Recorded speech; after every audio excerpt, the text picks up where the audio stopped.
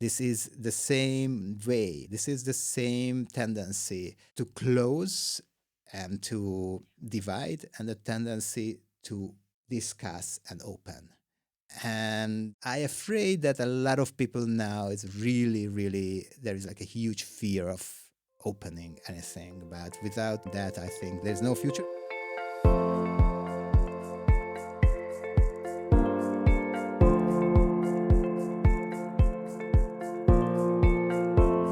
Welcome to Something in the Water. I'm Rachel, and this is my podcast about Budapest's Jewish community through interviews with the individuals who shape it. Thank you for being here. We are recording on June 11th, 2026. And today I'm pleased to welcome Ádám Schönberger to the studio. For the past 20 years, Ádám has been the director of Marom, a large Jewish cultural and community organization here in Budapest. I'm very glad you're here, Ádám. Thank you for joining me. I'm glad to be here. So a good starting point is always to ask about upbringing. So I wonder if you can tell us a bit about your background and your family's connection to Judaism. Yeah. Wow. Okay. Trying to be very brief with that. My father is a neolog rabbi. I think that's the very important element that one should know about me, because I was like one of the very few kids in that time when I grew up in the 80s, still communist rule, that kind of grew up with a person who was very involved in Judaism and the Jewish institutional system and so on and so forth. So I went to the synagogues kind of regularly. So all of this kind of is because my father and my mother divorced when I was 2.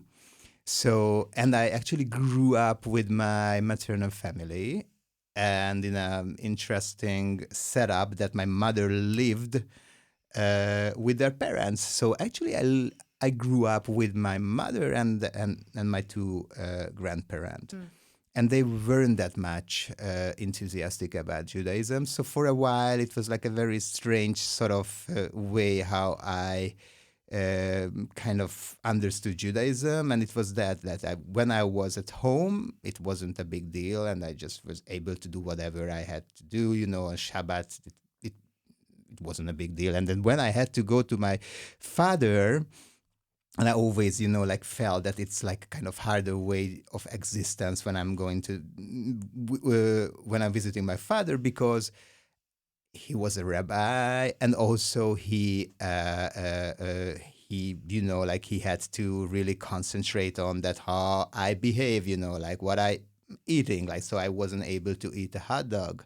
Or let's say like ice cream in Yom Kippur, or I don't know, like these kind of things, like Pesach, a pizza. So, and also I had to go always to the synagogue where he was a rabbi. Like most of the time he was a rabbi in the countryside. So it was like kind of interesting, and I had like a interesting experience by seeing the countryside Judaism of the 80s, Debrecen, Nyíregyháza, Zalaegerszeg, Szeged, Pécs, like all of these cities that one can never imagine that there are any Jews left.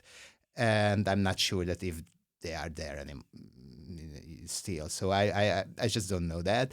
But just getting back to my perception of Judaism. So my perception of Judaism was that like this is something that is like very strict, very closed, and old people interested about that. And my father, I don't know why.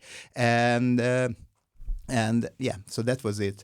And so because of that, I grew up in this sort of Judeo-schizophrenia that,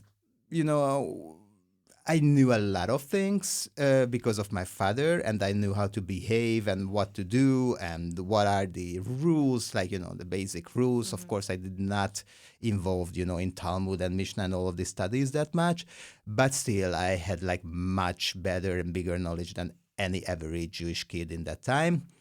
And on the other hand, there was like a sort of totally free like religious free life, and then it like with my mother and the family. So, and I think like I still kept it, and I think that's sort of the most interesting thing about my upbringing and in my childhood. Although, although I started to when the regime changed, my grandfather also changed, and he started to get much closer to the Judaism, and they started to keep kosher because of a relative changed the. Okay, so it's like the Drori, and like it was like a very interesting thing because we had interesting family. Like my mother's mother, like my great grandmother on the mother's side, was the mashgiach of the Orthodox synagogue in the Kozinci Street. But again, because my grandfather was rather not religious, so she became non-religious. But then after the regime change, they started to just sort of started over. And we started to go to the synagogue from my grandfather's with my grandfather, and then actually I went to Jewish schools and went to several Jewish institutions afterwards, to Sarvash and all of these things. My parents are also split up, and it is No, hard, okay. period, moving back and forth between two homes. Yes. I can't imagine moving back and forth, even if you spent more time with your mom, going to your dad, and Judaism almost being forced upon you in a different way. Yeah, and Not yeah, easy. Yeah, not easy, and it's still, like it is like sort of part of my Judaism. So this, yeah, like that.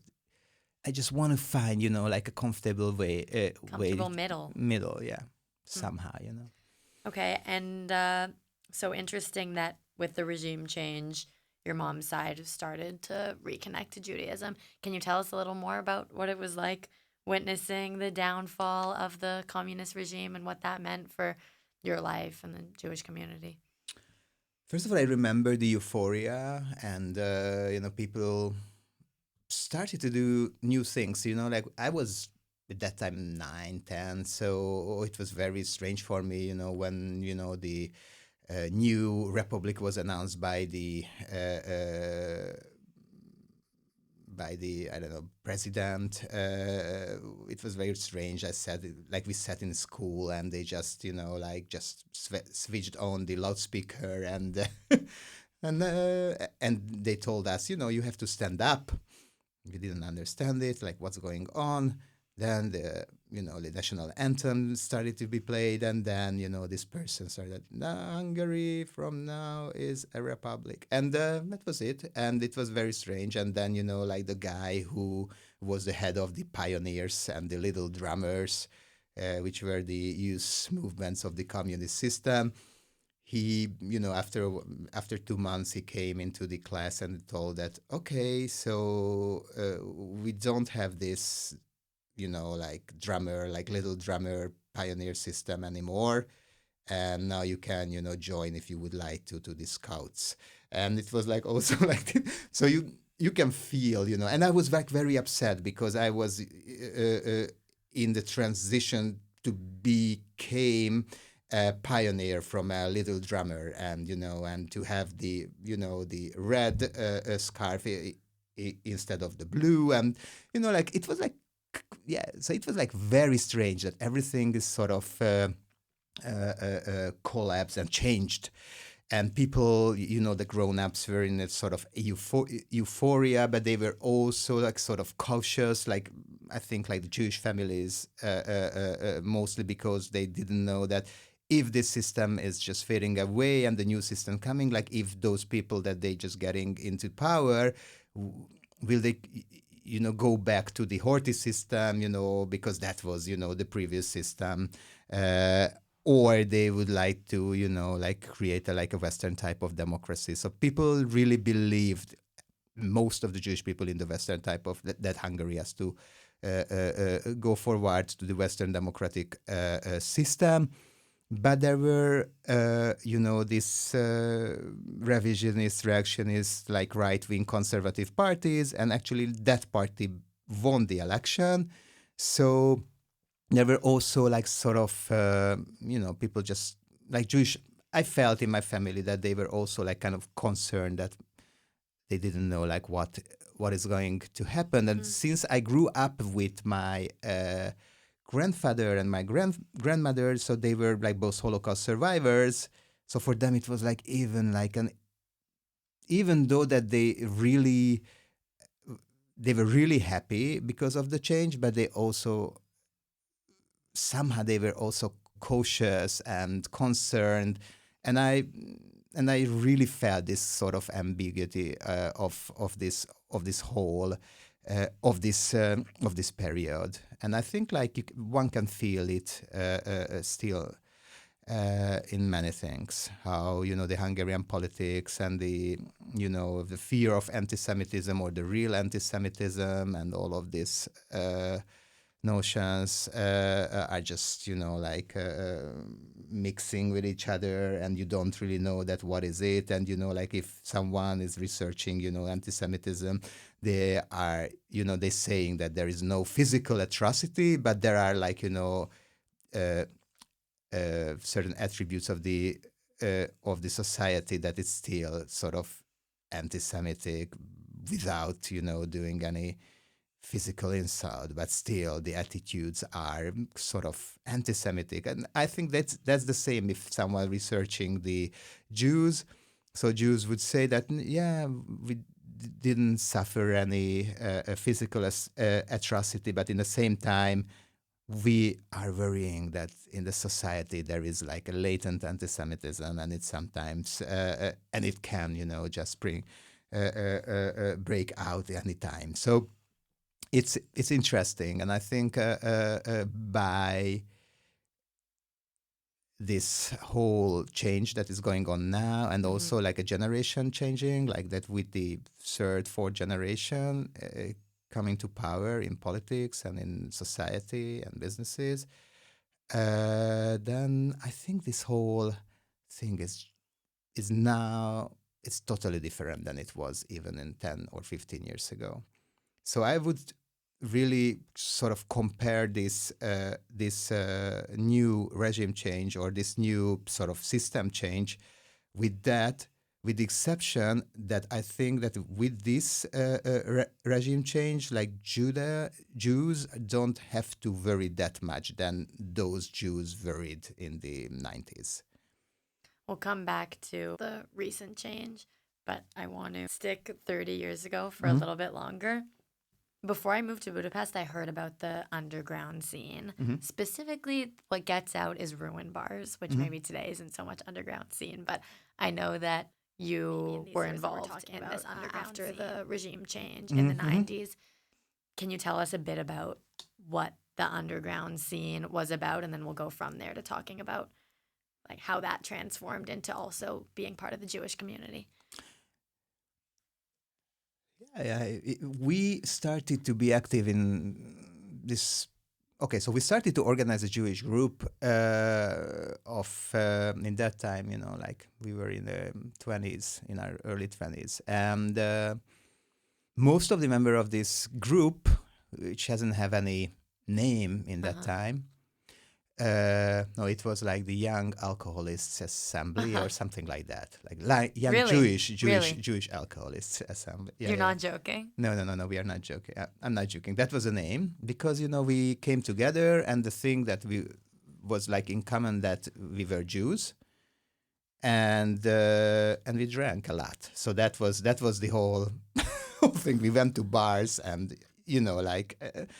yeah, and we started to hanging with each other. The reason was that all of us went to the different universities, and we experienced that we have this Jewish identity. Most of the people didn't really know about that until like a certain age, let's say like 18, 16, 15. They just got to know that they were Jewish. So most of the people in this group.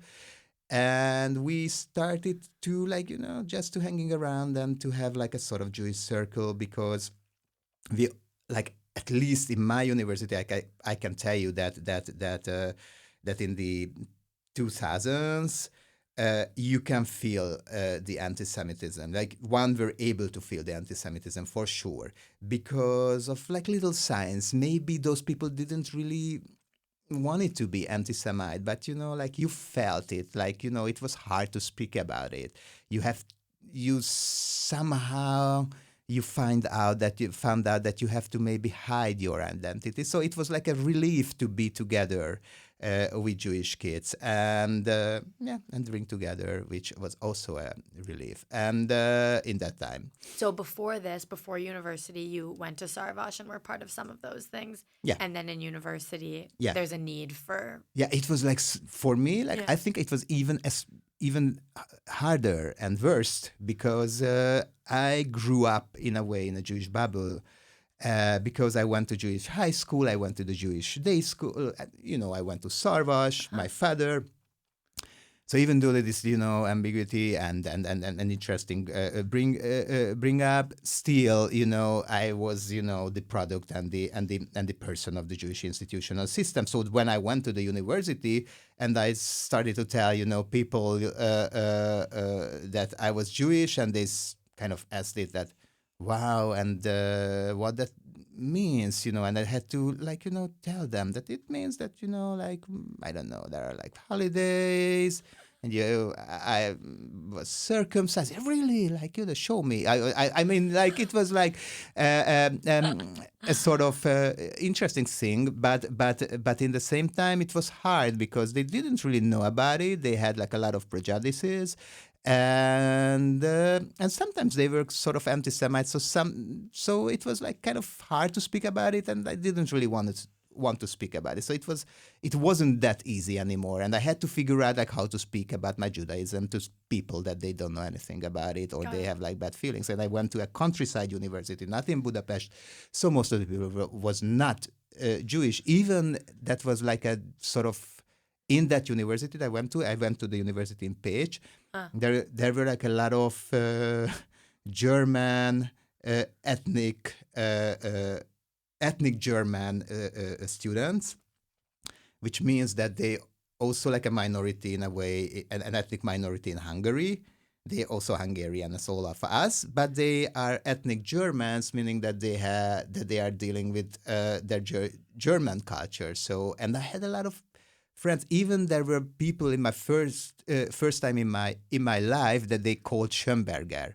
Like I never met with a Schönberger, and then I met a Schönberger, and I saw that person was Jewish, and I asked them, no, they were ethnic Germans, because of this is a German name, so they saw that I'm an ethnic German, and sometimes I told them that yes, I was an ethnic German, and because I just want to be together with those people and just find the common ground, because I didn't know like how to handle this whole thing. So so we started this group because all of these things, and I'm sure that everyone has its stories. You're right. I want the true stories. Yeah.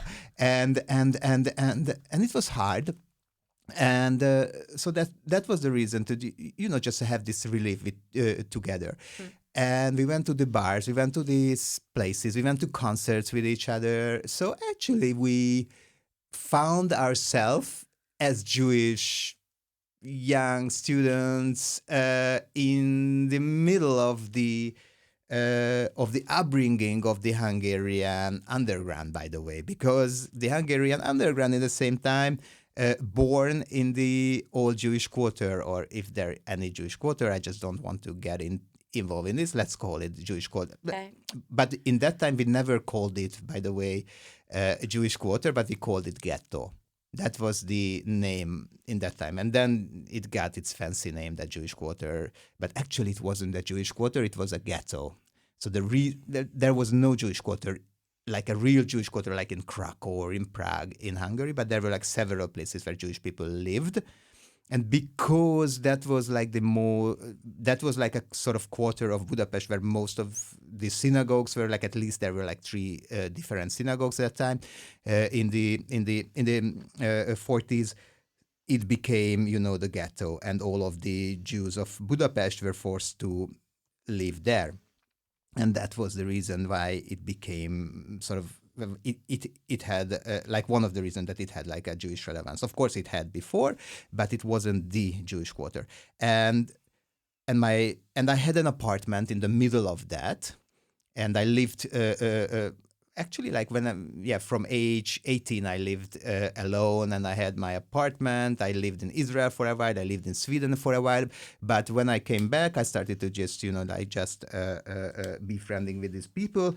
And they came to my apartment, and we had like huge parties in my apartment, and it became a sort of famous kind of party place in the city that, it was like an apartment of, I don't know, like 70 square meters. So it was big enough to have parties. And I lived there alone in age 20, 21. So you can imagine that what went on that apartment.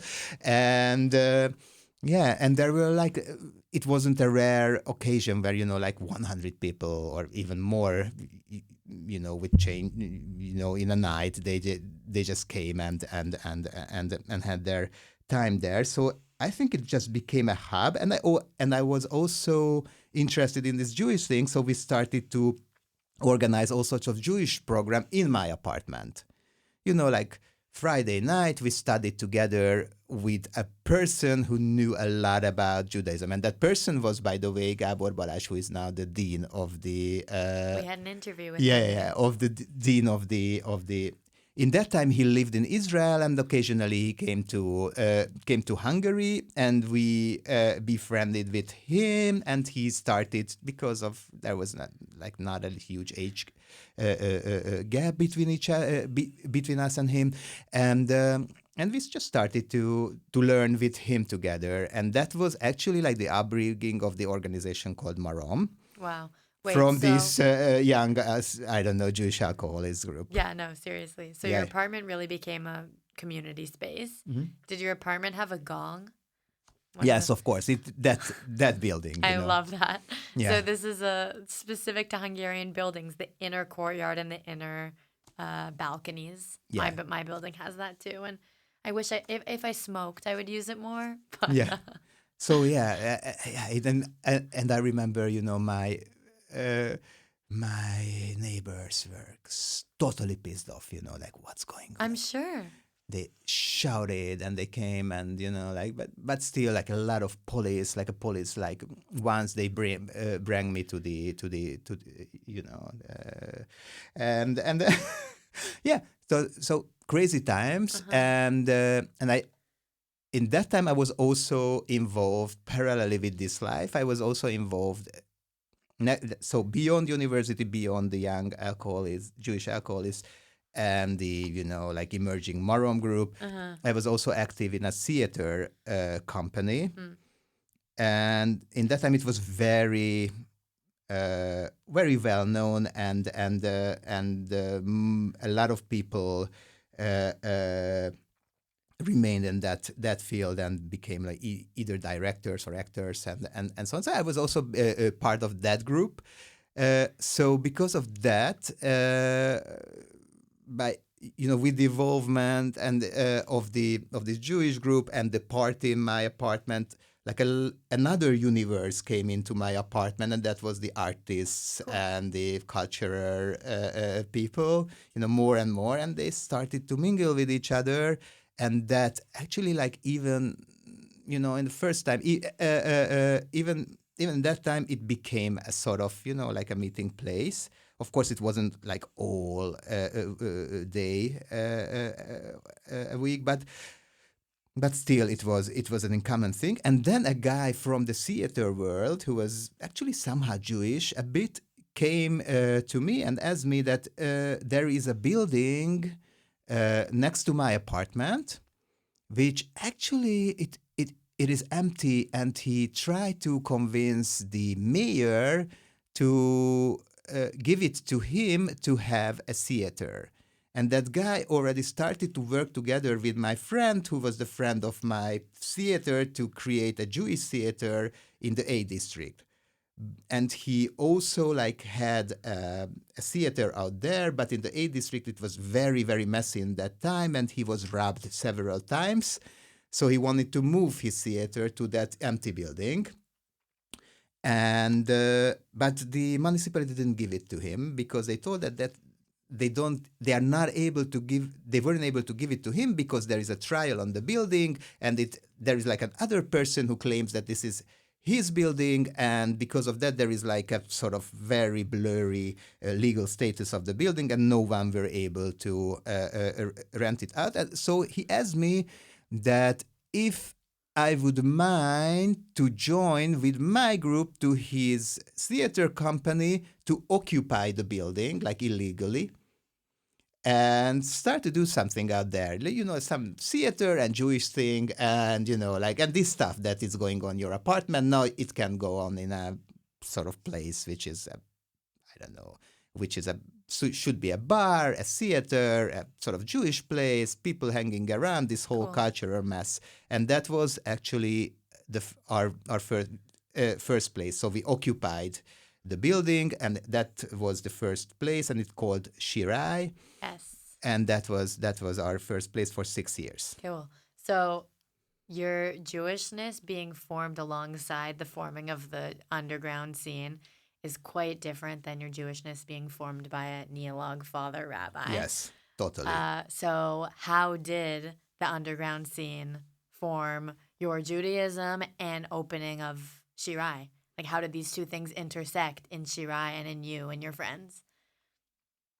So since my friends, so my Jewish friends, so they weren't that religious, because they just didn't have that upbringing, and then a lot of people was also sort of interested in this interesting Jewish, environment that I already created in my apartment, and of course among those people in the cultural underground were a lot of people, from this liberal Jewish environment. So their upbringing was also sort of similar to that people that were part of the Jewish group. So it wasn't very different, and it really didn't really that much differ one from the other. So therefore, it was quite natural to start a cultural place, which was a squat, which was, again, like an interesting thing because there was not a lot of squats in that time. Okay. And not. So, and all of these things, like, created an environment that there are these Jews, the liberals, that they weren't able to get in that building, so they occupied, and and it was like a huge buzz that like a lot of people wanted to see that, and it was in the middle of the Jewish quarter where there, which again called ghetto in that time, where already like a couple of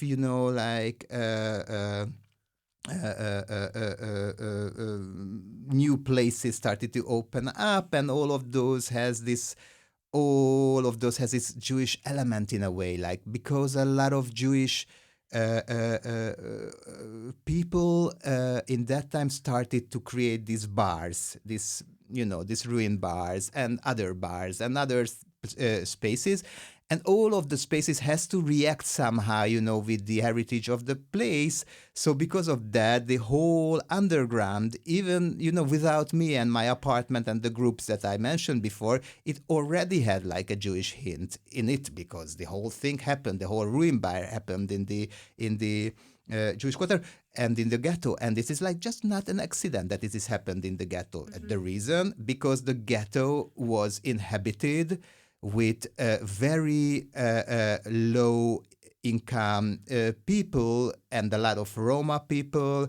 So they weren't able to keep a sort of living to be able to finance an apartment in the middle of the center of in the center of Budapest, which was the Jewish district or the ghetto. And the reason why these low-income people came into that places was that that place was sort of evicted after the communism, so they were kind of moved in temporary. They wanted to ruin the whole place and just build their block houses, and those people remained there, but in the 90s, they were kind of old. They had they were very sort of vulnerable and deprived.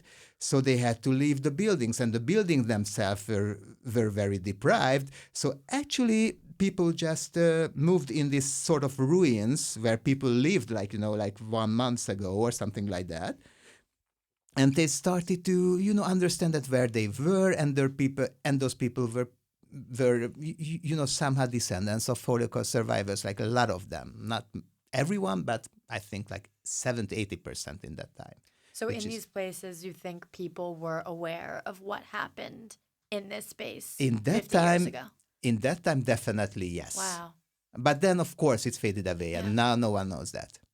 And it got its sort of fancy name, the Jewish Quarter, and then it just got, like different connotations already. Did you guys ever get a proper lease for Shirai? Never. So for 6 years, you were just there? Yeah. And then at some point, were you some kicked points out, where or what happened? so there were a liberal mayor for a while, but then suddenly like a new mayor came, who was the mayor of this ruling party, like this previous ruling party, Fidesz, and that guy just kicked us out in a way that it wasn't very nice.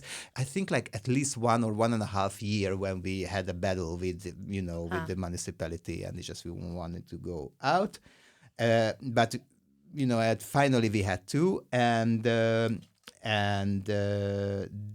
after a year we went to our new building, which was Aurora, and we were there until now, actually, for 11-12 years. Okay.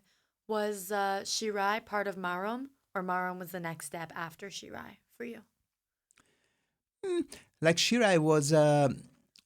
So there was Marom already. Okay. We called this group Marom, and we already started to organize bigger programs in the city. So before Shirai, we already, like, not only in my apartments, but I started to invite bands from all over the world that played sort of underground Jewish music, because I was like sort of interested to how to breed,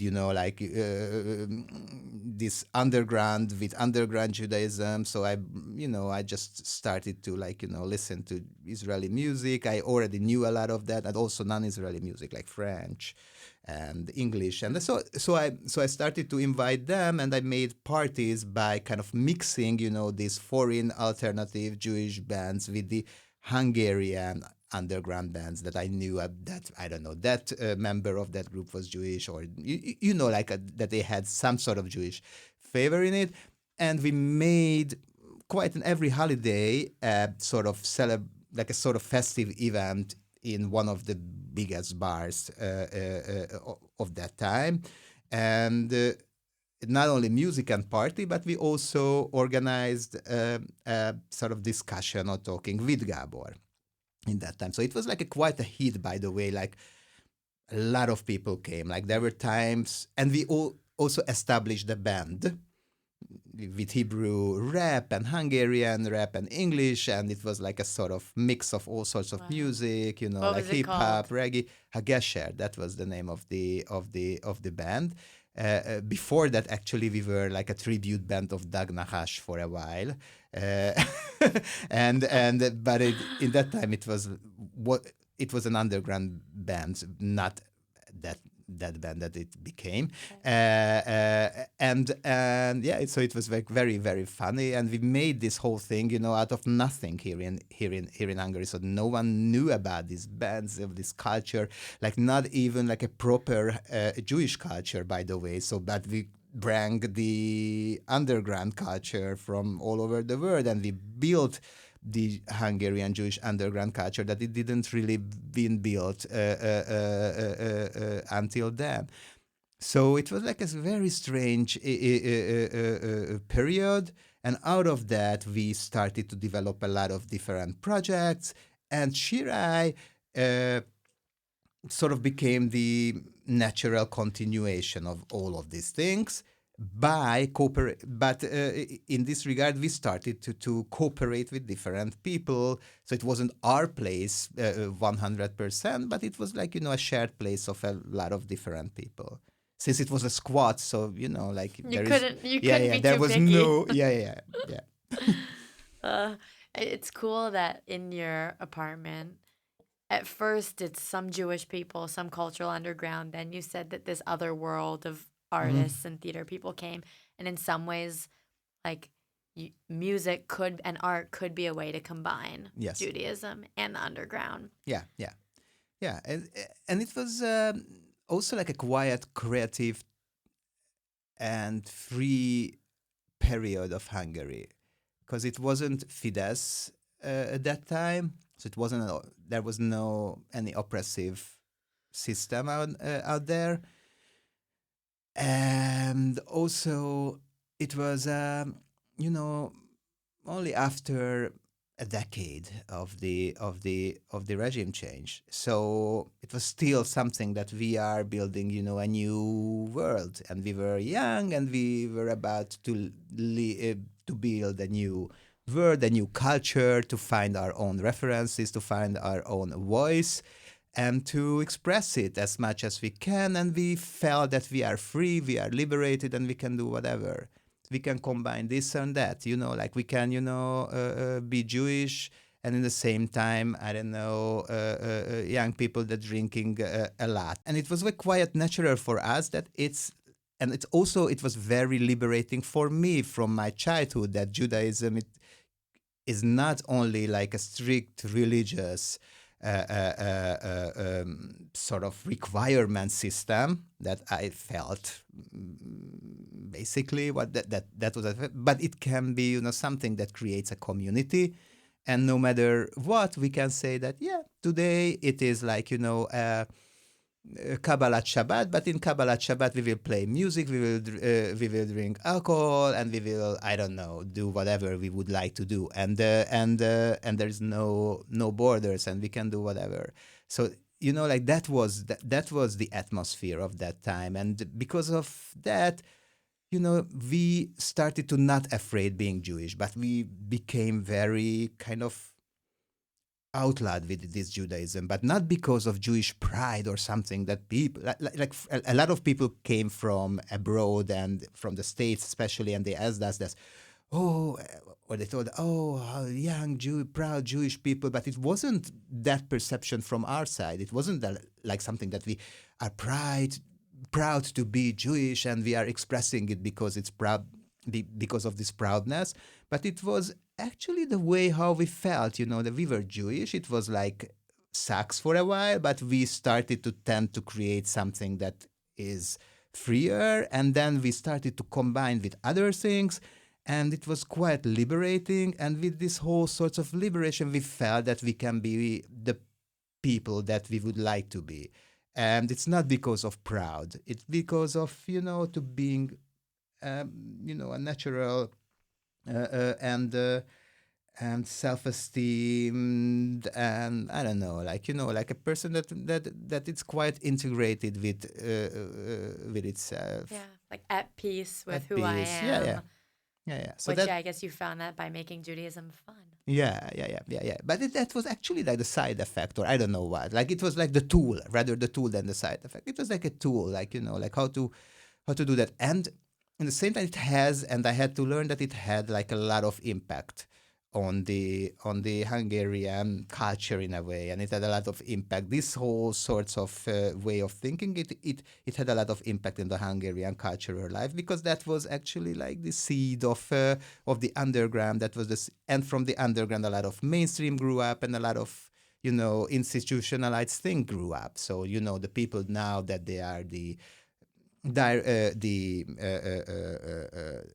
directors or the leaders of the different cultural institutes, or will be the leaders of the different cultural institute in this new regime, they are the people that they've grown up in this cultural environment. So, and I wouldn't, necessarily. So if someone asked me that if that was Jewish, like that was a sort of Jewish cultural building, then I would say, like, not in a physical way, but that if we built the Jewish culture, I'm not sure. Like, I think in a part we built the Jewish culture because we had to somehow create this thing for ourselves, as we discussed. But at the same time, we also contributed and for the non-Jewish part, and I wouldn't say that one can, definitely would and should find, the differences. And because, everything went together. And that was the and it's still my major assumption, at least in Hungary, that one shouldn't separate these identities and the culture and the politics and the need. Because you can easily say, like, for a Jewish person, it's better to be liberal and progressive in Hungary than conservative. But you can say that like, this is part of being progressive in Hungary, that there are Jewish elements in it, because a lot of Jewish people tend to be more progressive than conservative. So this whole liberal way of culture and perceiving, politics and everything is actually, there is an element, a Jewish element in it, but it is not Jewish. And it is not because of it's Jewish it became like this, but it's also like part of it. And I feel that this is the same thing with culture, like you shouldn't really do like separate Jewish culture, but you should work in the culture when Judaism and Jewish culture can be the natural element of the broader Hungarian or, I don't know, European culture. And it doesn't mean that you have to, I don't know, forget that you were Jewish or you were Jewish, but at the same time you shouldn't also like overemphasize it. So I would say that I think that's the natural, and this is how I started to build my cultural programs, and that's actually the essence of the things that I'm doing now. Cool. I mean, yeah, it does sound like the early spaces in your apartment in Shirai. The reason that it sounds so fun is because so many things, like like-minded people, but from so many different backgrounds, can be welcome. You weren't trying to separate what is Hungarian versus what is Jewish versus what is artistic. Yeah. And later on, when, this Fidesz regime came and the whole Hungary, just went back to a darker phase, because I think it was actually like a very retro, like a very reactionist, like revisionist, system, and it was super oppressive. So it started to, like show,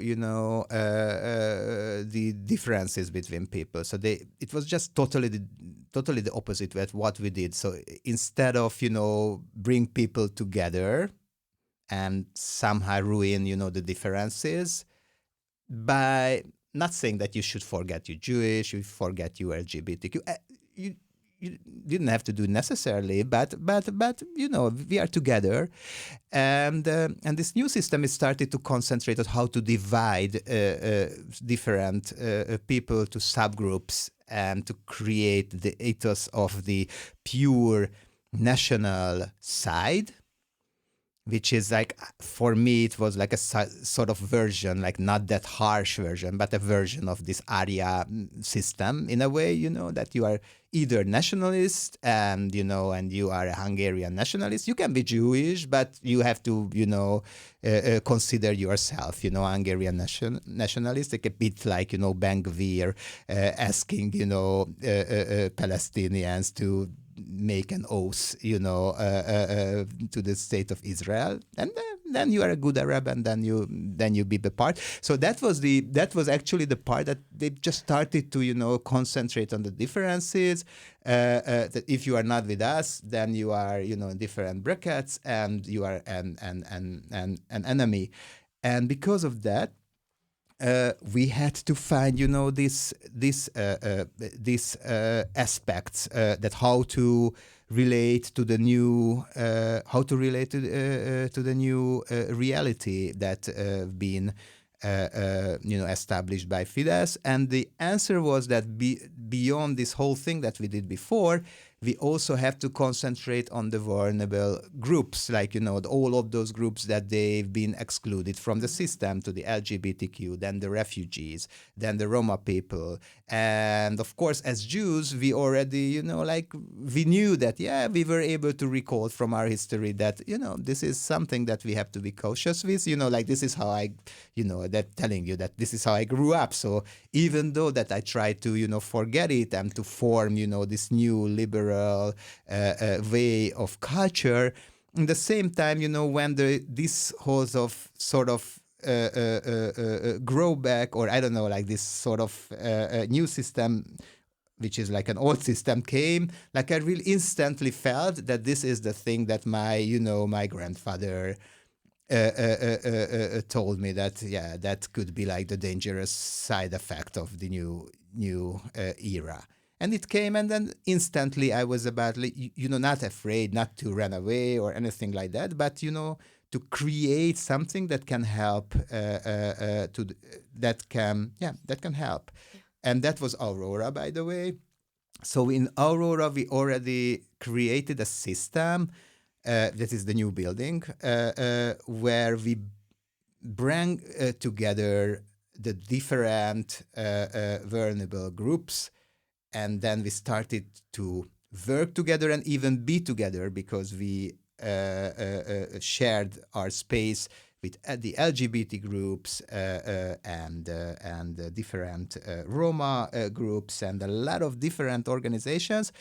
And then we became a sort of the liberal and the free and the open spot of, I think, not even Budapest, but also in Hungary, where people were able to come and express themselves as they were. And we maintained our ideal, we maintained the picture of the ideal world that we started to work for previously.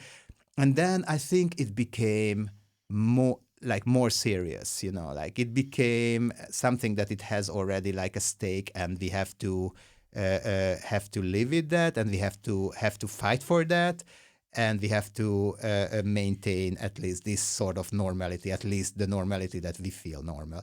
And then the regime came, and they wanted to close this whole new building several times.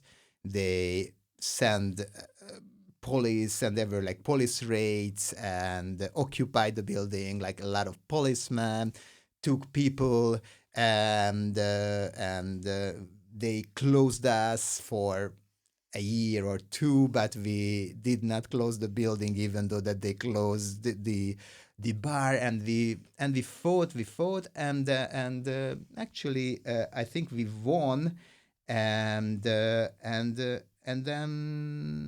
we were able to make all of this sort of opposition and this whole institution until the regime changed back, and now there is again like new perspectives and new and there is like a new reality, and I really hope that this is going to be a fresh change.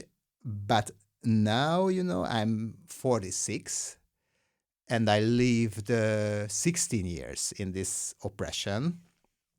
Before that, I was young. Now I'm a middle-aged person. Like, I have my, experiences. I also have my grief, of these 16 years, because I think it's a huge grief, that actually, like, between 30 and 46, this is, the time when the people are kind of expanding themselves and understanding themselves and getting know themselves professionally. And I think, like, I was quite successful by keeping this thing, but I'm not sure that was the thing that I really would like to do, like, fight and, keep up, the democratic values and the liberal values. I'm not that sure, but so I have to grieve, these 16 years. And now I have to figure out, like, what is my role in, age 46, and how to continue and what to do. So moving from and taking so much that you learned from the underground space to the Jewish community and Marom, that was an organization even before you became the leader. Mm-hmm. Was it how do you think about the shift from like kind of what you said, starting from building something from nothing, the underground scene, to a Jewish organization. Like, was it just a natural transition? Do you feel like along the way from underground to organization, you also like lose some stuff and gain some stuff along the way? What was that transition like? I don't feel that it became like a Jewish organization in that way that Okay. that you can imagine a Jewish organization, because again, like my understanding that if we are like, for me, the reason why we call it, I think, Jewish organization, is that a lot of, so there are like several reasons. Like one of the reasons that Jewish people active, like there are like some Jewish people that is active in the organization, and there are some people that it is important for them to being Jewish in an organization and doing and dealing with Jewish culture or Jewish religion, all sorts of Jewish things that is around out there. And also it is important to call it Jewish because if you have like a NGO, so you should characterize yourself that where you came from and what is the interesting thing in it and why it is different than from the other NGOs and what is special in it. Why would you like to have sort of win sort of grants and find funds? But I would say that it was always a sort of uncomfortable thing for me to express something about this organization that is Jewish, and not because I'm afraid to express it, and I express it like several times in several places, but I just don't believe on the exclusion, and for me, like calling an organization Jewish, it's exclusive, and I still don't know that if it's a good thing to be exclusive. Maybe it's good. I'm not saying that it's like a totally bad strategy, and maybe there are times in history and one's life to be exclusive, and I'm not judging anyone to do that if they do that, but for me it's quite uncomfortable. So again, like I know that this is like just not the answer to your question, because of course there were like several transitions, but the transition were, I think, like I would characterize this transition as a sort of institutionalization. So in the beginning it wasn't formal at all, then it became a bit like formal, but much less formal than it is now. And actually, I think that this is the whole development that happened, that it became a sort of institute. All of the project that we did, like I didn't mention that we had for 16 years, we have been working on a festival which is in the countryside. Like I don't know, like 8,000 people came to that festival, and it was like quite the same thing than Aurora and Shirai before. Like in a way that how we organized that festival, with Jewish things, with non-Jewish things, with an underground, and I think like if it had been exclusively Jewish, then a lot of people weren't able to come and be involved and to create this culture. And I think even even I would say that there wouldn't be any change in Hungary from Fidesz, from the autocracy, from the division of people to a liberal stage of society and politics. And I think like if we are exclusivist, then we are tending to be more nationalistic, even though that we are a minority. I don't know, like I know that this is like sounds like sort of paradoxically, but in the same time, I think if we are dividing ourselves, we are totally alienating the society from itself.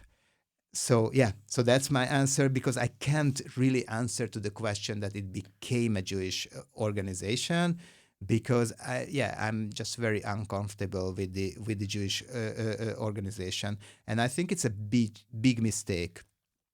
in the diaspora. And I'm not saying that you shouldn't be Jewish. Again, I think it's very important. And I think, but being Jewish, I think for me at least, and for a couple of people around me, is to be comfortable with your identity, knowing that you are Jewish, but you are, in the same time that you are different, you are not different because there are a lot of other people that they are different in their way. And I would say that this understanding can bring us together, even if we are different as religion, different because of ethnicity or political views that we know and we acknowledge are differences. And this is what I'm believing in, and this is what I'm I get it. looking Like for. if I right now I'm figuring out what my next step is in my career, I want to continue to be connected to Jewish stuff, but that so many organizations feel like insular, and that doesn't feel right for me. Like for me, my Jewishness is also the way that I learn about the world and connect with people different than me. I want to share who I am because I want to learn who you are. Yeah. So I get what you're saying. And you did answer the question explaining the transition that is more like an institutionalization. So then how do you explain what Marom is? Like framework, umbrella, we talked about Aurora, you mentioned the festival Banquito, they're projects under Marom. So yeah, how do you explain what Marom is and what do the projects have to have in common to be part of this? I think Marom is an incubator of thoughts and the thoughts of the people that they are in this framework of this organization. Okay. So we talked about Aurora. It sounds like in Aurora, there's music, there's drinking, there's just like-minded people coming together, coming up with ideas of what they want to do for their community. Like, what is it a gathering space? Mm-hmm. Tell us about what's happening there. It's important to know that Aurora closed, so there is no Aurora anymore. But what it was, it's everything that you mentioned. it's a bar, program space for all sorts of programs, for discussions, for group meetings, for community development, for NGOs that weren't able to use any other spaces because Just Spaces didn't dare to let spaces because otherwise they were punished or closed as Aurora. As they tried to do with Aurora. And also it's a bar, so you can drink, It's also like a sort of co-working space. It was also a space, like a office building for several NGOs. And a concert place, like an underground concert place. And so all of these things together. And also like a neighborhood place, because a lot of people came from the neighborhood to hang around out there. And not to mention the garden project that we also had. So yeah. When you were there, were you sometimes reminded of the Jewish alcoholists? Yeah, so that's or the Shirai times? Yeah. Also, it's sort of similar because there are like elements that people are able to hang around and to drink and but and it also a lot of young people came, much younger than me. Okay. And but I think like it's interesting because in this building there were like less and less Jewish content. I have to tell you, and it became like much. Sort of, like all sorts of, because of this lot of different NGOs, it just filled in with a lot of different things. And I think that in that time, in Fidesz reign, that was the thing that we had to do, like, strengthen this solidarity and strengthen the people working in the NGOs and the people that they would like to join them, or they are just agreeing with them and they just be hanging around to create a place with hanging around. No, I think that I would rather go forward for a project which is like, again, concentrate more on Jewish issues, but in a different way. Dor Hadas is a project of Marom that is more like Jewish practice specific. what is the Jewish character of Dor Hadash? So Dor Hadash is a sort of group that meeting with each other occasionally. We can call it, I think, that for the record, I think like we can call it like an independent minyan or something like that. So we don't have a rabbi. So this is the reason why we are independent, and we are meeting together. We are meeting, like for Kabbalat Shabbat and for Saturday morning prayers. Not every week, but let's say like every second week. We are celebrating together different occasions. And it's interesting because this is the sort of subgroup of this whole, branch of different projects and programs, which is kind of serving that age group that I'm in. So, families with kids and then, like kind of younger kids. So this is, I think, like the sort of nature of this group. And it's also interesting because we're trying to again like to build our own community, which again a big problem in Budapest, that the religious institutional system is very demanding and not really sharing. So this is what I feel. So if you go to a synagogue, they are not going out for you to ask that, how are you, who are you, how can I help you, what to do. Like this is like just not the thing in Budapest. Yeah, like if you just get in, like people are just doesn't give a shit about you, and that's the best thing, because if they give a shit about you, then they just starting ask things because they are kind of concerned at who you are, and maybe you should go. Get out. Yeah, just getting out. So I'm sorry for the generalization. There are like like a lot of different people, and I know that Chabad does the exact opposite, but it's another problem, and then from another angle. So there is like a huge need for open-minded, welcoming communities where I don't know expectation of knowledge of, I don't know, if you happen to be in a mixed marriage, or you are I don't know, your halachic status is like just not stated, and so no one will ask you about that, but actually like you can be the part of a Jewish experience of the Jewish community. And again, like I'm in this way, I think that this is a sort of void that I have to like somehow, like we have to work on that. And I also find it super important to work on this, because there are like just very rare occasions and possibilities to be involved. Got it.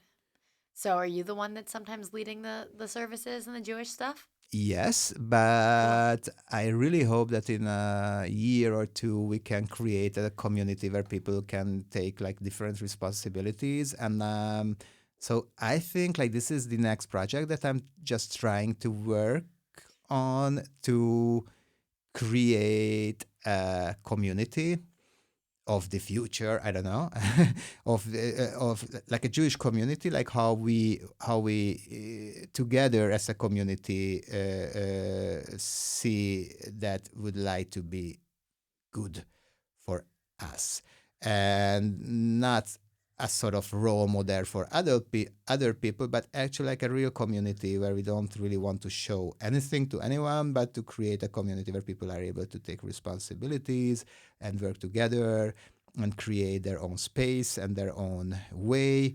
And let's see like what will be out of that. So I don't know that. Like I have like a lot of plans, and I have a lot of project plans also, but I really would like to go with this one as well. And am I right that I was saying Dor Hadash just because that's Dor what's written Hadash. here, but Dor Hadash, Dor obviously. Hadash is also very nice. Next generation. New generation. Yeah, the new, yeah, of course. But But it's not new. Yeah, it's always new because, there are kids. When we established this, it wasn't it was very new because, And is it like a we're in the specific 20s. stream of Judaism? Yeah, it's interesting. So again, it is. We are part of the Masorti movement, and I'm very... Marom is part of the Masorti movement, and because Marom is part of the Masorti movement, so it has a history. Like first of all, I just can't, because it's a sort of kind of boring history. Okay. But the reason that it has a history, that Marom, which was like a super new organization in that time when they established, wanted to have a branch in Hungary, and they just got to know us, like, I don't know, a couple of us, not me, definitely.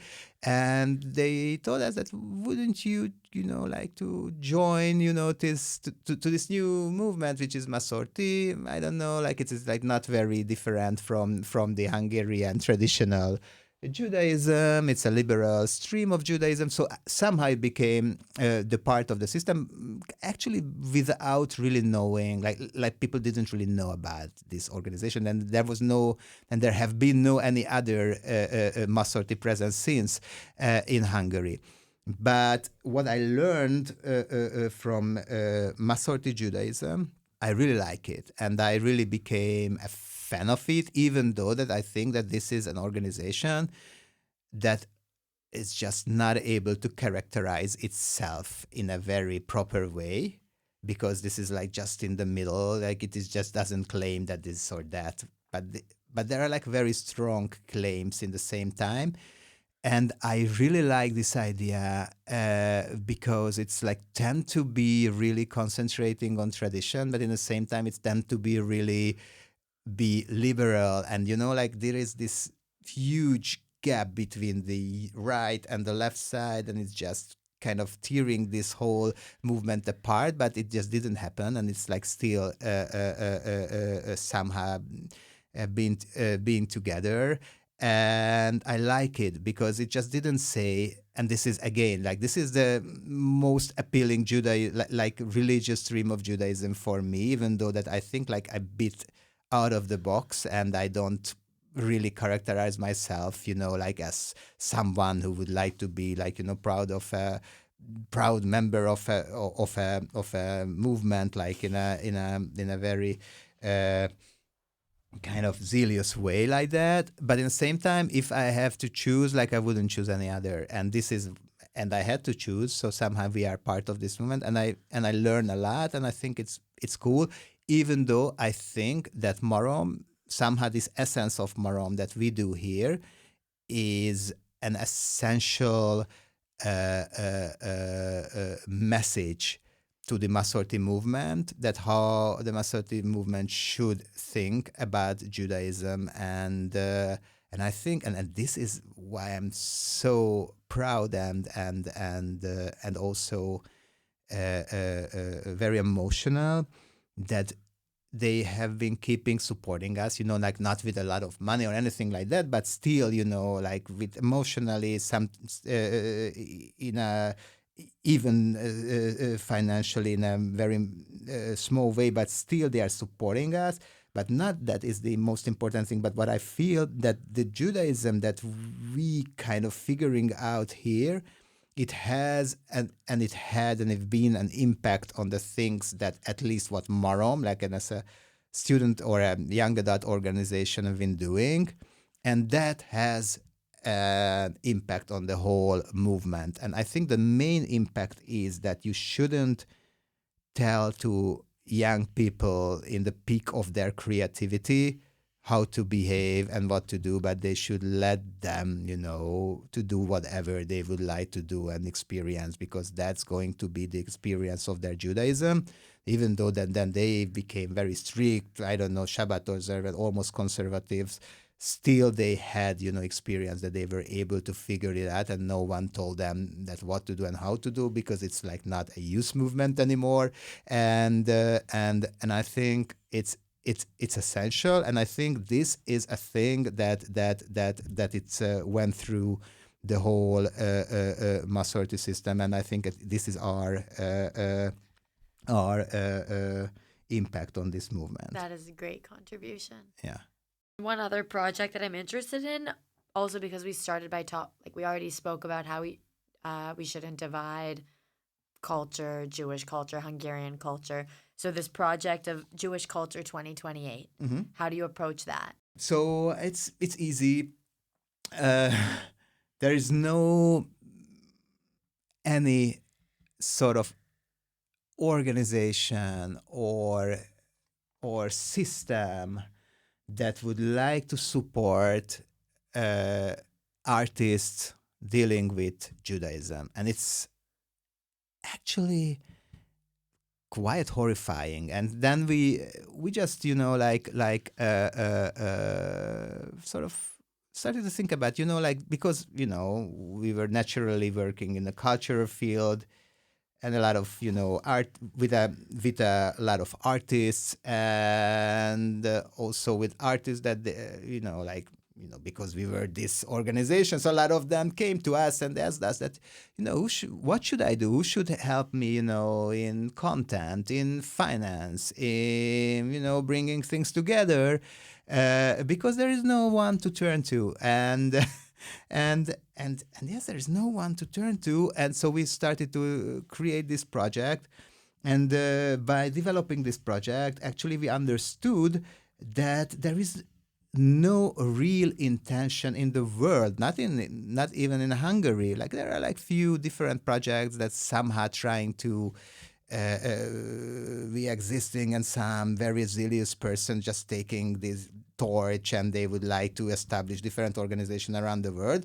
But I would say that institutionally, in grant giving, in a federation way of handling culture, there is no support for contemporary Jewish art. Very few. If there is very few, and it's very temporary, very limited, it can be something like Marom, that is just existing from, I don't know, from the nowhere, and there is something is going on and it's trying to support. But as Marom, with this project, when we would like to turn to someone that please help us because we would like to help these artists to do what they do, which we think is crucial because the art is the tool of making people understand that what is to be Jewish, or what should be, or what are the thoughts about it. This is the major communicational tool of Judaism to ourselves, to communicating with each other and to understand our identity, and also to the outside world. So you should, somehow invest in it, and no one really would like to do that. And even they are not really supporting us, and we have to. So most of our income in this project are based on European Union funds, not Jewish funds at all. Jews are not really supporting Jewish institutions and grants and federations and organizations here in Hungary or in the States or anywhere else.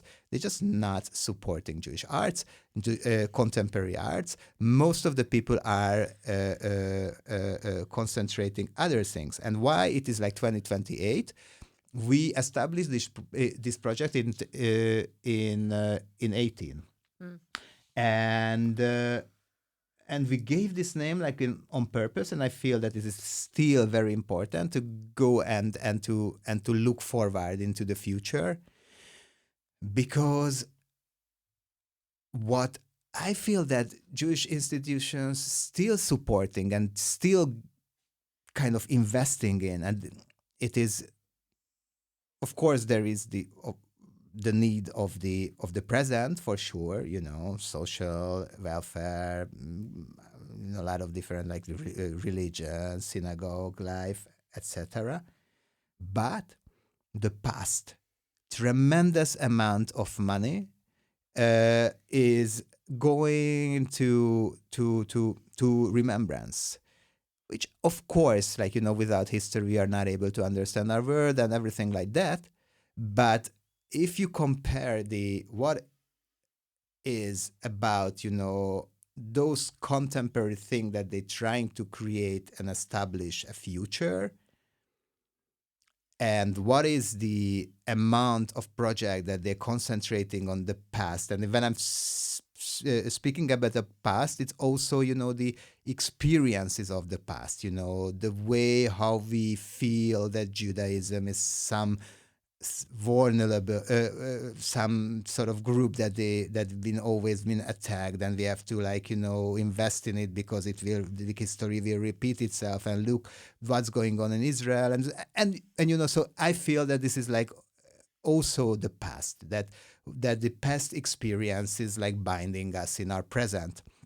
And of course, I wouldn't just get into the Israel story and the Israel-Palestinian debate or in the anti-Semitism debate, because there are still, a lot of things going on, and that's just it's a totally different story.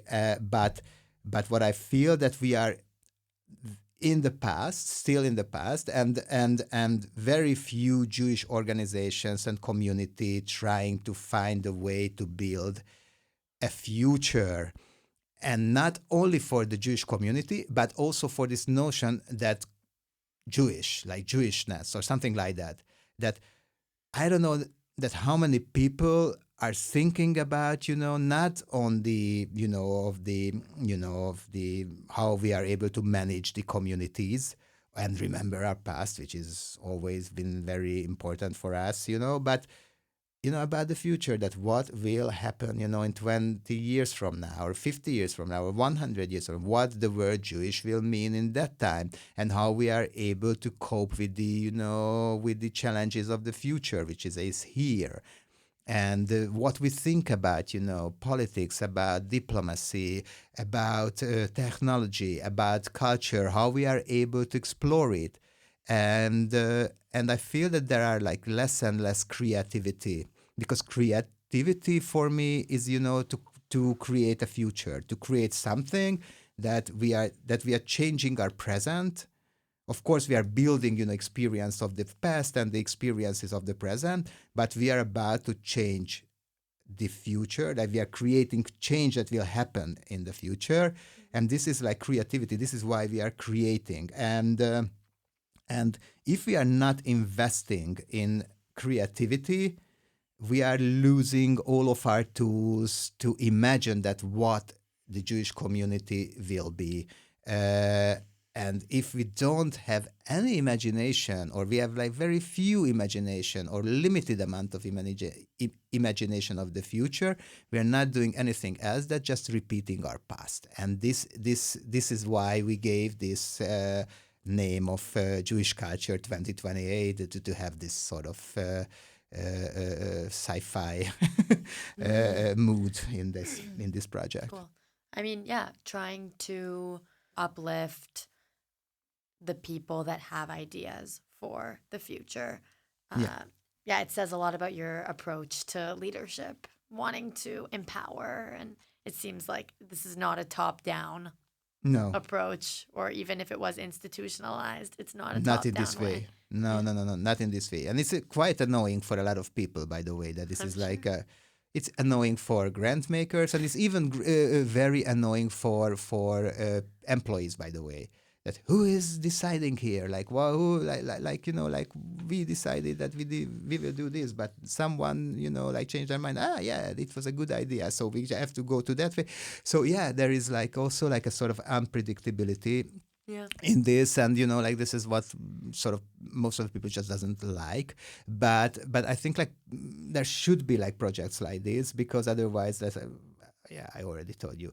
And this is one of the interesting things in the Jewish philanthropic world, that the story of the ROI, I don't know how much you know about that, but they were, I think, the only organization that they really invested on this creative part of the Jewish community, all around the world, hundreds of people in a network, in an alumni group, almost all of them working on this specific part of the community and of Judaism, as I mentioned before.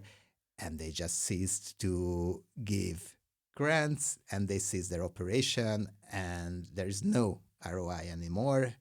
I've participated in the last program of ROI, like I don't know, 3 weeks ago in Berlin, which was a solidarity gathering between people that they are dealing with, politics and interface and this sort of innovation, like social innovations in the Jewish world. So it was a group of that people, and there were like serious discussions about anti-Semitism, about how we are able to understand that, what is that, about the anti-Israel sentiments, the Israel-Palestine issue. There were like different people from the right side, from the to the progressives, and it was a huge and very fruitful meeting. And there was like at the end that, okay, so now we should continue because there are like a lot of idea. All of these people are entrepreneurs in a way. Where to turn? Who will support this? There is no other organization that will support it. And leaving alone this part of Judaism, I think, is a huge fault and failure of the Jewish institutional system worldwide. And it will create a Jewish future, what I see now, that will abandon the diaspora out of Israel and the United States, and it will also abandon those parts of the community that they would like to think out of the box. So, by the way, abandon a lot of young people, and those young people, maybe they can disappear, and they will keep only those people that they are interested in the Jewish practice, whether it's religious or institution-based or I don't know, like these forms. And the other important element will be this very pro-Israel element, no matter what's going on there.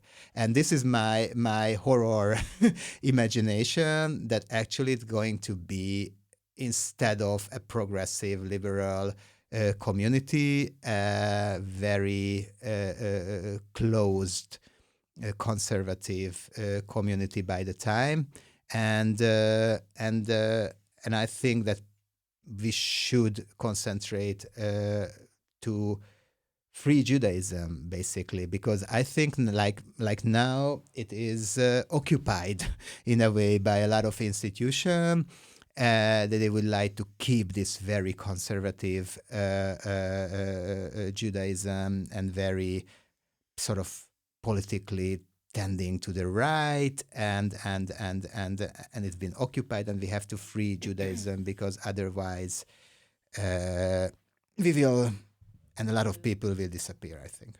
Your guys' activities has showed the Masorti movement that you cannot tell young people how to be Jewish or how to be, period. But hopefully, you're not going to be the only one that's contributing to the institutions.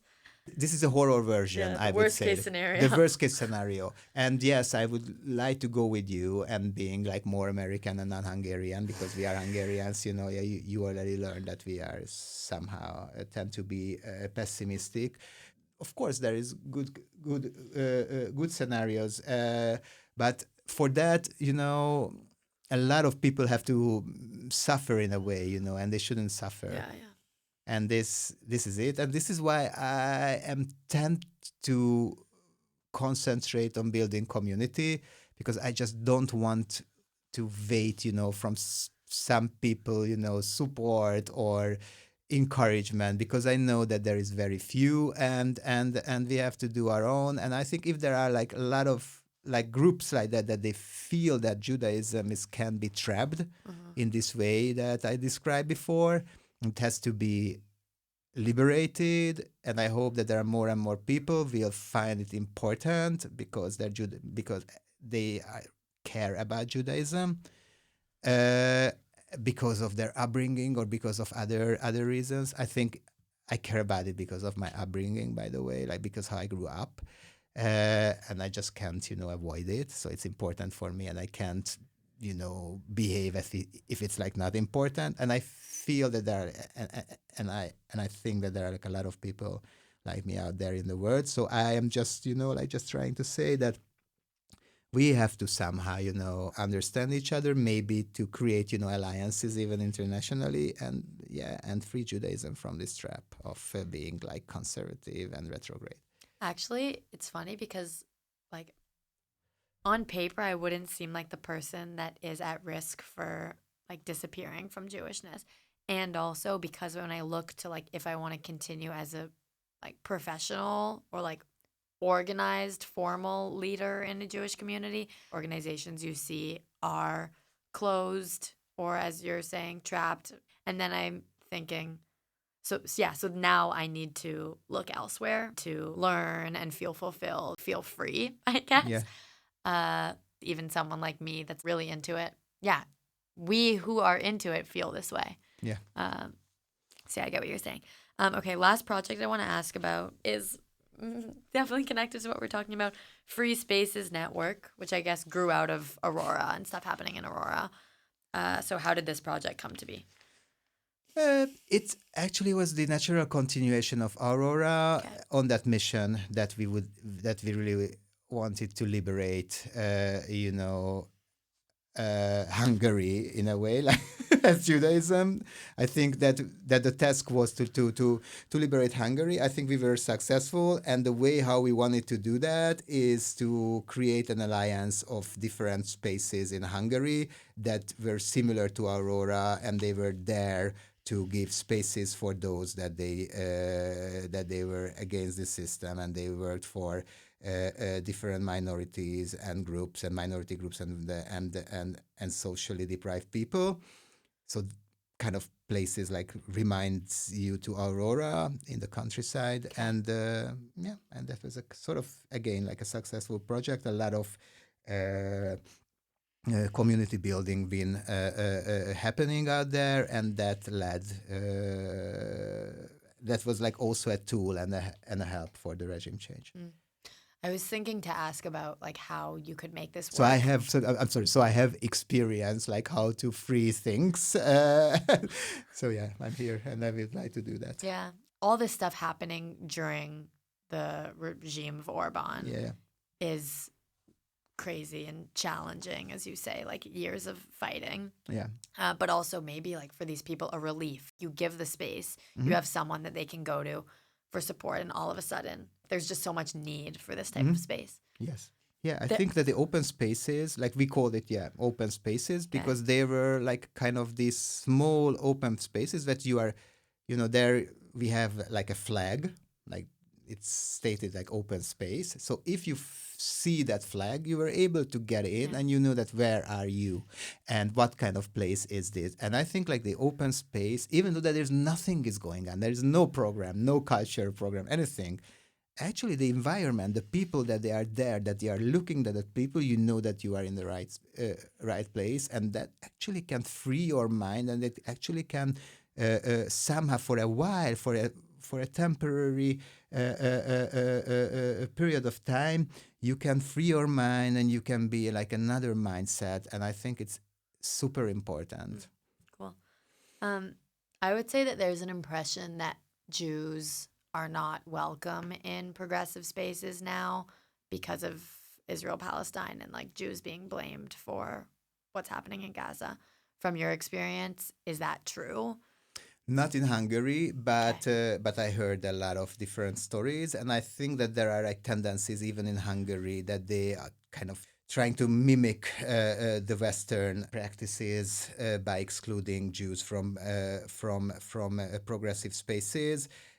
Myself, I'm trying to participate as much and as many progressive gathering, even internationally, to prove, first of all, not to prove that, we are Jews and we are also progressive and we think the same, because we are not always think the same. So, but to prove that we are, the part of this and we have our own take on all of these issues.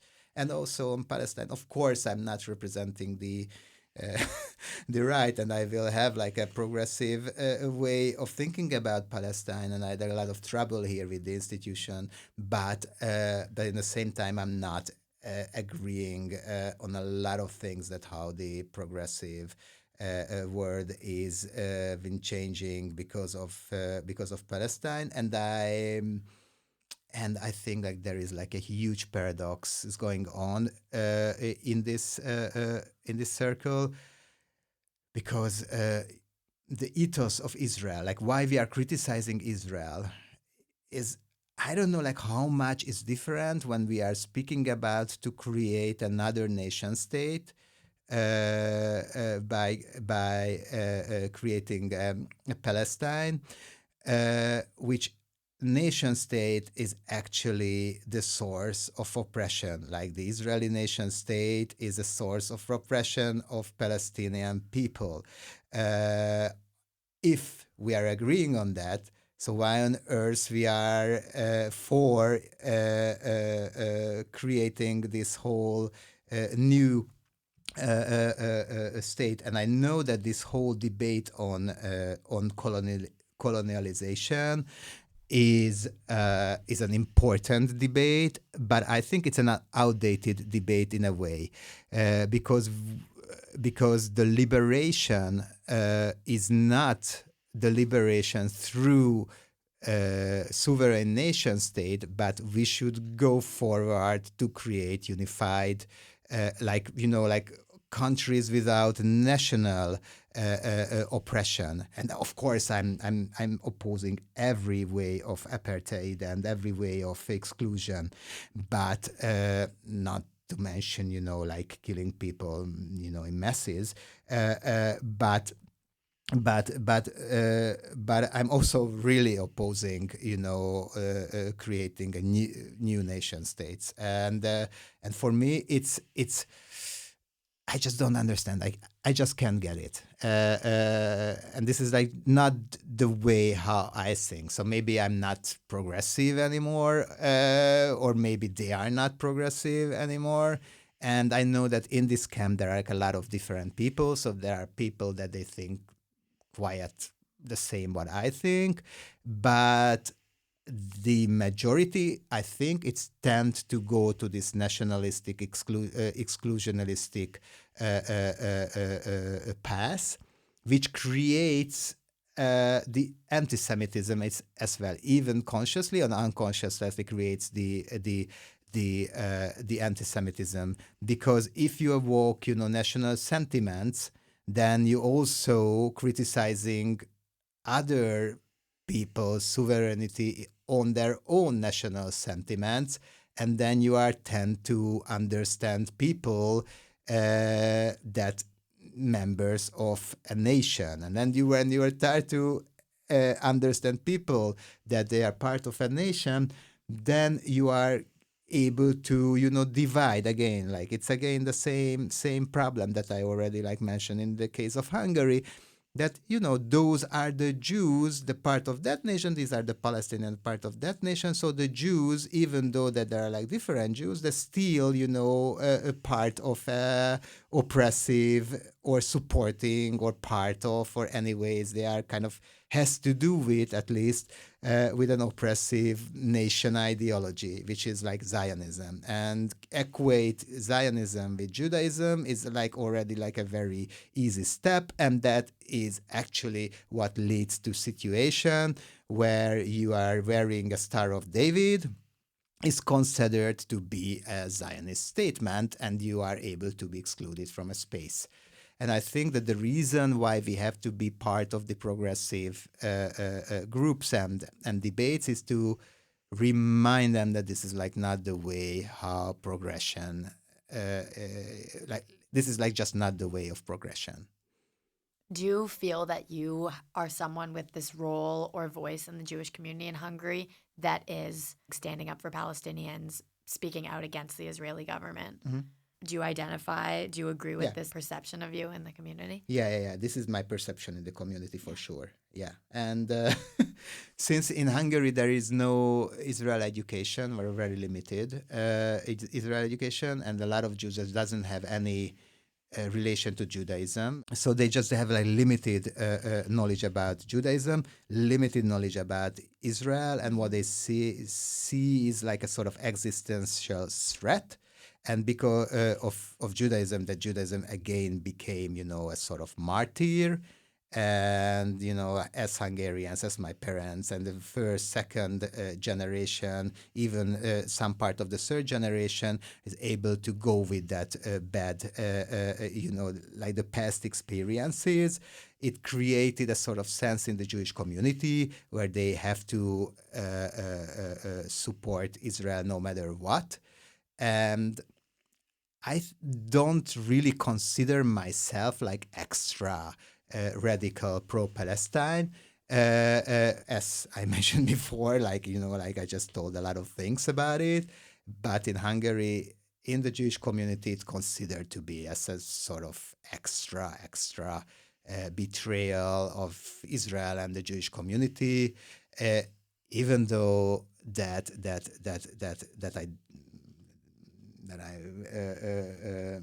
I'm not that radical. Yeah, so this is the perception, and I went to several debates, and I think that we are not able to conduct normal debates here in Hungary because it's super emotional, and the facts are just doesn't bother. So. And again, like what is facts in this 21st century sense? There are no facts anymore. Yeah, we are in this post truths and post facts and post everything that can like creates everyone's own truths, and that's so many truths that you are just not able to create and a harmony and an essence of a I don't know of a middle ground. Actually, I'm always tend to create middle grounds, or at least like common understanding, that at least I would like to hear you and understand you, and it's hard because a lot of people just doesn't want to understand a lot of things now, and they're just avoiding debates. Yeah. Was there any dilemma for you about whether or not this was something that you wanted to? It is. Yeah. It is a huge dilemma because I don't really know that who am I speak to, and I just don't know like who is my audience. Like I know that social media is very, very much overrated, and creates these echo chambers and clusters, and I think it's super dangerous. And even like creating statement in the social media means that it's like, for me, it's like it reminds me that you are just standing up in a square and you are just starting to shout. And there is someone, with with an interesting tool that grabs your voice and is just trying to, figure out that where to turn, that who will be the one who will hear it, and who will be the one who will react it, and who are those that they will react the most, because this is, how it feeds the algorithm. So it is not the way. It's better to to just stand up in a square and to shout, because there are at least like random people will give you feedbacks. And I think that the communication is not just expressing, and I think like social media is only expressing, and this is how our communication develops in a way. And as much you are grabbed into this trap, then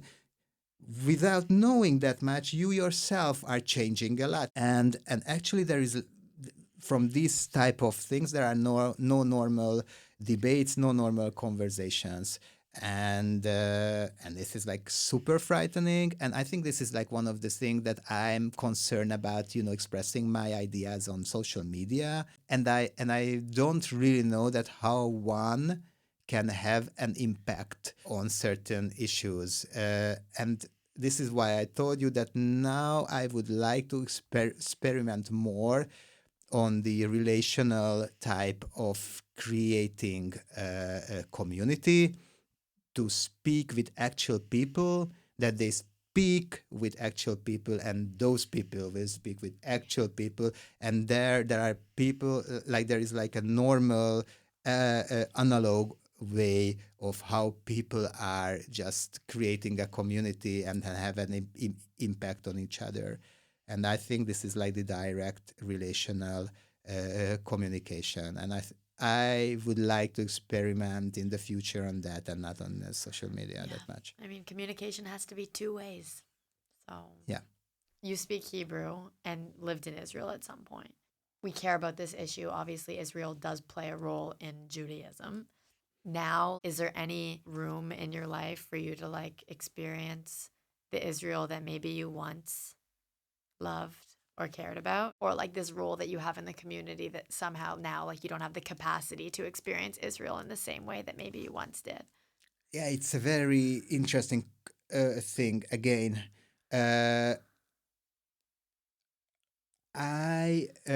for me, Israel is very important, and it have been very important for a lot of time. But it is not that important than other things in Judaism and in other things in my life. It never been, but it is important. And as a Jew, I have a bond to Israel, and how I grew up intellectually, and how I lived in Israel, and how I spoke with different friends from Israel and colleagues from Israel. Of course, it's created a relation to Israel, which is like quite intimate, and I don't have other countries that I have, that much of feeling for. And of course, so it is important like how those people are live there, and also as a Jew, like how I imagine, an ideal Israel, like if I'm from the religious understanding, like how Israel should look like, or like how my friend have to live there, and what are the how how they see their future, and what will happen with them. So I would say, yeah, in many ways it is very important, and because of that, I think that I should, and everyone should, think about Israel. And in the same time, it's totally devastating what's going on in all sorts of manner, which we don't have to discuss because everyone knows it. And I think this is because what's going on in the world, and I don't think this is only because of Israel, by the way. As I mentioned you, the whole world reacts to that, and the reaction, how the world reacts to that, and the way how people perceive, like how the reaction and the reaction to the reaction is created, or have been created. It is this whole game actually became like undivided and undividable from being Jewish and Israel. So I think it's you are not able to divide yourself from Israel, to rid of, because if you say that I don't care, I don't have the capacity to think about it, or anything, or to at least to think about it, you also have a statement that one sentiment of you is actually hurted, and you have to abandon it, and you have to leave that part of your identity, or of yourself, and it is a cruel decision, against yourself. And I just don't want to be cruel with myself and to forbid to think. So what I can do, I engage myself, even though that most of the thing that I experience now about Israel is sad and devastating, and that's the reason why I have to speak about it, or to somehow to think about it and to debate and to have discussions about it. In a similar way that you're talking about freeing Judaism, we need there to be places to go for people to struggle and think and talk. Yeah, and I think this is the same space. This is exactly the same space where you are able to talk about Israel in this way, with this struggle. The same space that we mentioned before for Judaism, and I think it is like not an accident. This is the same way. This is the same tendency to close and to divide, and the tendency to discuss and open. And I'm afraid that a lot of people now is really, really, there is like a huge fear of opening anything. But without that, I think there is like, again, like there's no future. And I think there is no future for Israel in a way that how we know now. But anyways, I think there is no future for Israel in a way how we know now. And I think it will change either way. And I hopefully for the better. And I would, what I would like to see there is ultimately, of course, like this is like very kitschy, but that's it. Peace. Like no one should be killed and tortured, and I don't know, and I can't continue, and raped, and Yeah. It's sad, like it's really sad, but this is life, and if we are not speaking about sad things, then we won't ever evaluate anything. So we also have to deal with sad things. This is also empowering. Yeah.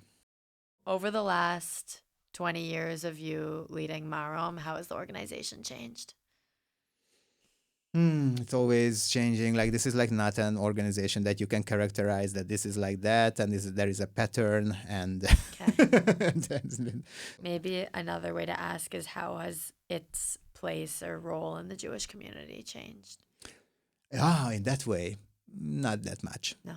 This is an open space, which is at the same dangerous and at the same time a free space where you can go. And this is like always like a sort of ambivalence from the point of view of the Jewish community that, oh, okay, so it's an interesting place at least.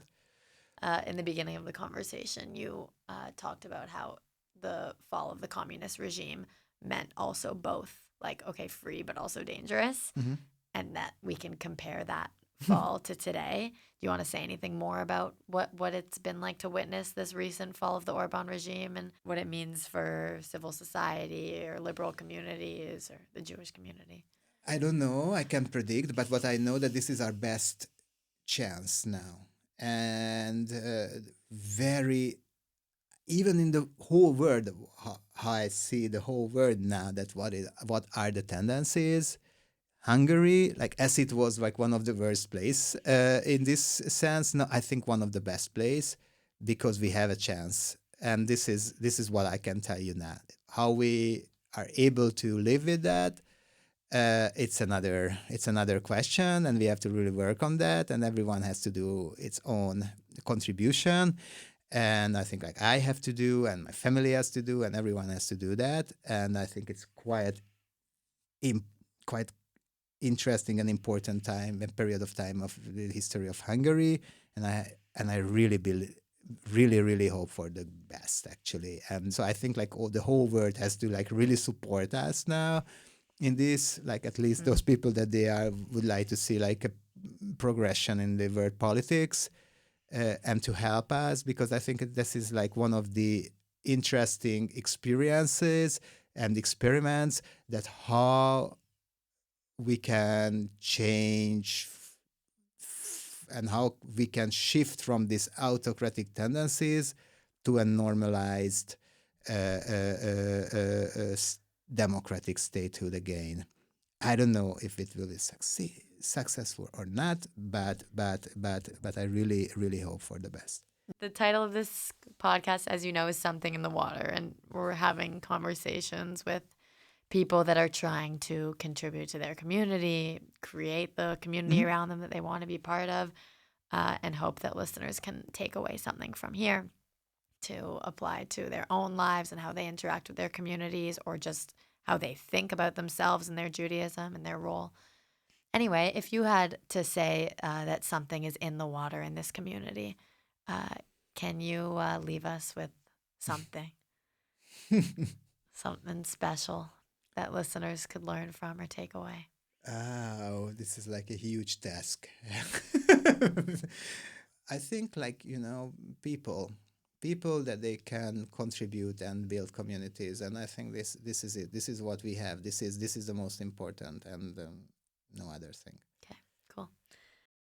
Adam, thank you very much for this 2-hour conversation. Oh my God. Wide-ranging conversation. I look forward to it being out there.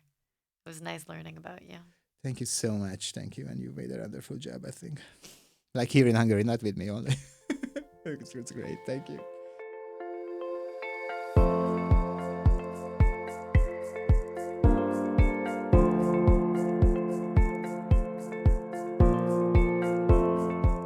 Thank you so much for listening to today's episode, today's conversation with Ádám Schönberger. I hope you enjoyed it. Now we have 9 episodes out, which is very exciting to me, and look forward to the next episode, which will be my final one for this period in Budapest, which will be a conversation with yours truly. We'll have a special guest who will help to facilitate the conversation. Thanks for listening. See you next time.